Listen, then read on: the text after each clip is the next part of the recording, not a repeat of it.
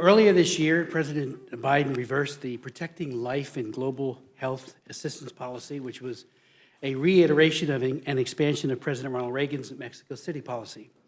Announced by Reagan at the UN Conference on Population Growth in Mexico City in 1984, hence its name, the policy was designed to ensure that U.S. taxpayer money was not funneled to foreign non-governmental organizations that perform or promote abortion. I note parenthetically, in 1984, I offered the First Amendment on the floor of the House that was affirmed in a bipartisan way to be behind that Mexico City policy. We've had many, many votes and debates on it over the years, and I'm asking that an amendment to reinstate it be provided to me and those who have co-sponsored our amendment.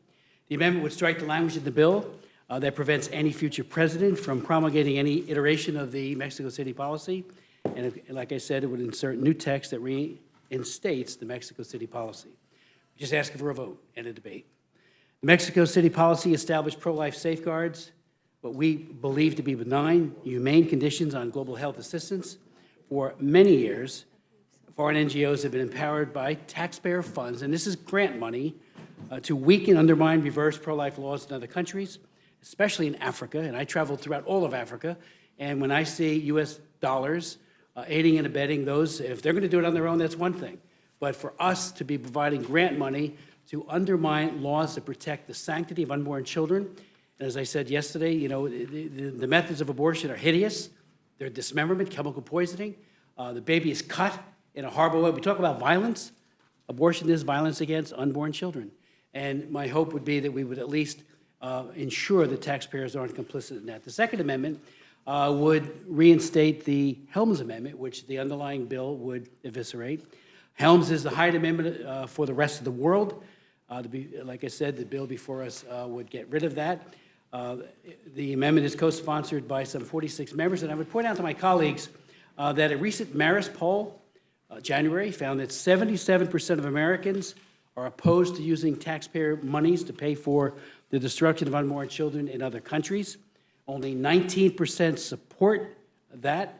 The Marist poll found that 55% of Democrats, 85% of independents, and 95% of Republicans were against using taxpayer funds to pay for abortions in other countries. And finally, a Third Amendment for your consideration, and I do hope you will allow it. Again, up or down vote. We may lose, we may win, but at least give us that opportunity. For the past 4 decades, the UN Population Fund has vigorously supported, funded, defended, promoted, even celebrated the Chinese Communist Party's coercive population control program.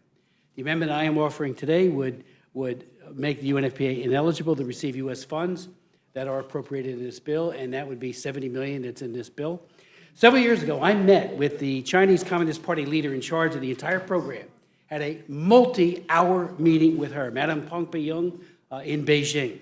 She told me over and over again in subsequent human rights trips to China, lesser people at their state family planning program policy in Beijing group, always said, there's no coercion, none whatsoever, and the UNFPA is here, and they say the same thing. So they became not just a cheerleader, but a whitewasher of these crimes against women. Under Presidents Bush 1, Bush 2, Trump, and even 1 year under President Bill Clinton, the UNFPA was barred from receiving U.S. funds because of their support and co-management of China's forced abortion and forced sterilization policy. Hundreds of millions of women have been exploited and irreparably scarred by this UNFPA-backed program. And there's never been any accountability. Yes, we withheld some funds, but they've never been held to account. There is no transparency whatsoever, none. When we've asked the UNFPA, what are you doing in China? They say, talk to China. And that's what the Bush administration got when they officially made those requests over and over again. The UNFPA-supported child limitation policy has led to the worst gender disparity in any nation in the history of humankind.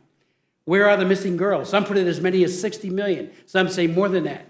Missing girls, daughters, killed simply because they were girls. I would point out to my colleagues that this gender side is unprecedented. Yes, there are other countries where there has been a disparity, but China is the worst, and it's directly responsible. The policy of child limitation is one of the major causes. So So I yield back, and I do hope all three amendments will be made in order. Thank And you. again, if you disagree, fine. Let's at least have the vote and the debate.